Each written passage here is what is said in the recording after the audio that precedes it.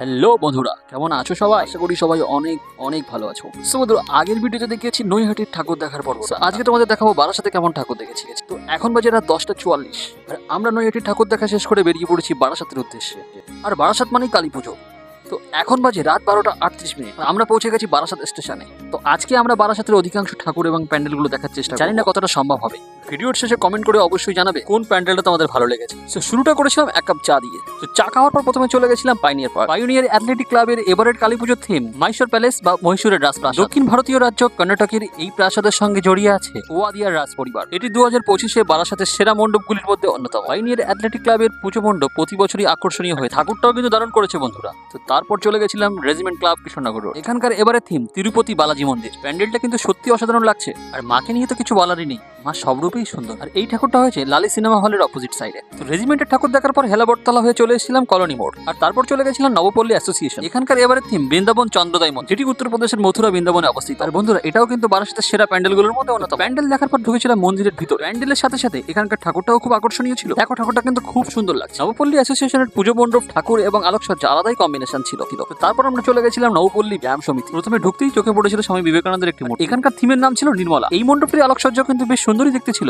আর মাকে নিয়ে কিছু নাই বা বললাম। তো তারপর আমরা চলে গেছিলাম সাউথ ভাটরা। আর এখানকার পুজো মণ্ডপ ছিল সত্যি অসাধারণ। এই পুজো মণ্ডপটা দেখে তোমরা অনেক কিছু শিখতে পারবে বন্ধুরা। আর সাউথ ভাটরার এবারের পুজোর থিম ছিল অন্ধকারে আলো ফেরানো শৈশব, যেখানে এই মূর্তিগুলোর মাধ্যমে কিছু বাস্তব চিত্রকে তুলে ধরা হয়েছে। আমার কাছে কিন্তু সাউথ ভাটরার পুজো মণ্ডপটা সত্যি অসাধারণ লেগেছে। তারপর আমরা চলে গেছিলাম তরুচ্ছায়া সঙ্গে। এখানকার পুজো মণ্ডপটা খুব সুন্দর ছিল বন্ধুরা। তরুচ্ছায়া সঙ্গের এবারের থিম ছিল মুক্তির সন্ধানে। আর ভিতরের আলোকসজ্জা ছিল সত্যি অসাধারণ। আর মা তো সর্বদাই সুন্দর। তো তারপর হাঁটতে শুরু করলাম 11 নম্বর রেলগেটের দিকে। চলে এলাম চাকরিতে সঙ্গ। চাকরিতে সঙ্গের এবারের থিম ছিল স্বর্ণপ্রস্থ মন্দির। আর এখানকার ঠাকুরটা ছিল সত্যি অনেকটা ইউনিক। তারপর ভিতরের পথ ধরে আমরা চলে গেছিলাম আমরা সবাই নবপল্লী বয়েস। বারাসাতের ঠাকুর অনেকেই দেখেছে, কিন্তু আমার কাছে এটা বারাসাতের সেরা বলেই মনে হয়। আর এবার এখানকার থিম হয়েছে শ্রীকৃষ্ণের দ্বারকানগরী। প্রতি বছর বারাসাতের কালী পুজোয় আমরা সবাই নবপল্লী বয়েস সেরাদের তালিকাতেই থাকি। কেন এটাকে সেরা বলেছি সেটা দেখলেই বুঝতে পারবে। প্যান্ডেলটা দেখো, সত্যি অসাধারণ লাগছে। প্যান্ডেল নিয়ে কোনো কথাই হবে না। এছাড়াও এখানকার সব থেকে বেশি আকর্ষণীয় ছিল এখানকার ঠাকুর, যেটা ছিল কৃষ্ণ কালী কম্বিনেশন। আর এই ভাবনাটা ছিল অভিনব।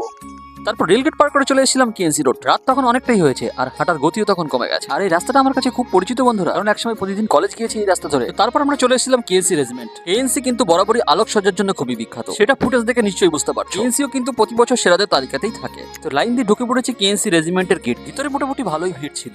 কেএনসি রেজিমেন্টের ভিতরের আলোকসজ্জা দেখতেও খুব সুন্দর ছিল। আর কেএনসি রেজিমেন্টের এবারের থিম ছিল হে বঙ্গভূমি তুমি অন্তর্যামী। এখানকার পুজো মণ্ডপটাও কিন্তু অভিনবই হয়েছে। আর এখানকার ঠাকুরটাও ছিল সত্যি অনেক সুন্দর। কমেন্টসে অবশ্যই জানাবে বন্ধুরা কোন ঠাকুরটা তোমাদের সব থেকে বেশি ভালো লেগেছে। ভিডিও ভালো লাগলে অবশ্যই লাইক, কমেন্ট, সাবস্ক্রাইব করতে ভুলবে না। তারপর হরিতলা হয়ে ব্রিজের নিচে চলে গেছিলাম বড় মায়ের মন্দিরে। দুটো বড় মায়ের দর্শন, নৈহাটি এবং বারাসাত ভাবা যায়। তারপর বড় মায়ের